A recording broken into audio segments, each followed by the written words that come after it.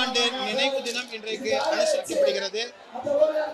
இந்த தினத்தில் அண்ணன் கேப்டன் புரட்சி கலைஞர் விஜயகாந்த் அவர்களை இழந்து வாடுகிற தேசிய முற்போக்கு திராவிட கழகத்தினுடைய பொதுச் செயலாளர் அன்னியார் அவர்களுக்கும் தம்பி விஜய பிரபாகரன் உள்ளிட்ட அண்ணன் அவருடைய குடும்பத்தினருக்கும் தேசிய முற்போக்கு திராவிட கழகத்தினுடைய தொண்டர்கள் அனைவர்களுக்கும் எங்களது ஆழ்ந்த இரங்கலை இந்த தருணத்தில் நாங்கள் தெரிவித்துக் கொள்கிறோம். படிப்படியாக அடித்தட்டில் இருந்து ஒரு ஏழை மகனாய் பிறந்து தமிழகத்துடைய எதிர்கட்சி தலைவர் என்கிற இடத்தை அடைந்தவர் கேப்டன் புரட்சி கலைஞர் விஜயகாந்த் அவர்கள். கேப்டன் புரட்சி கலைஞர் விஜயகாந்த் அவர்கள் தமிழகத்திற்கு செய்த சேவையை தமிழகம் ஒருபொழுதும் மறக்காது.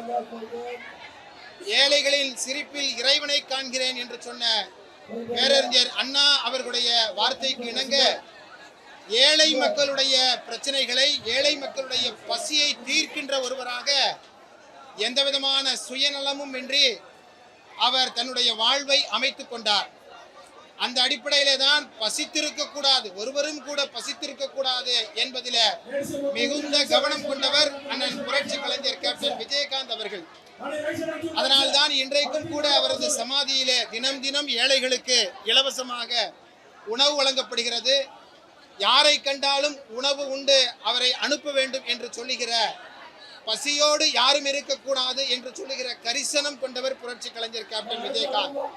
எனவேதான் பசியிலிருந்து விடுதலை, பயத்திலிருந்து விடுதலை என்ற முழக்கத்தை முன்வைத்திருக்கிற எஸ்டிபிஐ கட்சியோடு இரண்டர கலந்திருந்தவர் கேப்டன் புரட்சி கலைஞர் விஜயகாந்த் அவர்கள்.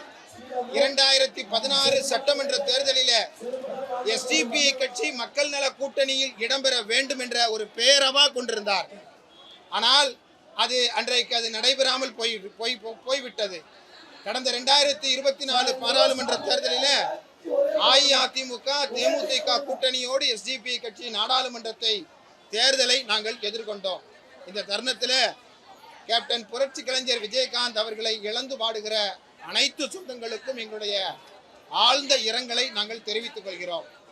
இந்த நினைவு தின பேரணியை கூட தமிழக அரசு அனுமதிக்கவில்லை, சென்னை மாநகர காவல்துறை அனுமதிக்கவில்லை என்கிற செய்தி மிகுந்த வருத்தத்தை தருகிறது. தமிழகத்துடைய எதிர்க்கட்சி தலைவராக திகழ்ந்தவர், மக்களுடைய உள்ளங்களில இன்றைக்கும் நிலை பெற்று வாழ்ந்து கொண்டிருக்கிற ஒரு மாபெரும் தலைவருடைய நினைவு தின பேரணியை கூட அனுமதிக்கவில்லை என்று சொல்வது தமிழ்நாட்டில் ஜனநாயகம் கிலோ என்ன விலை என்று கேட்கிற நிலையில இருக்கிறது.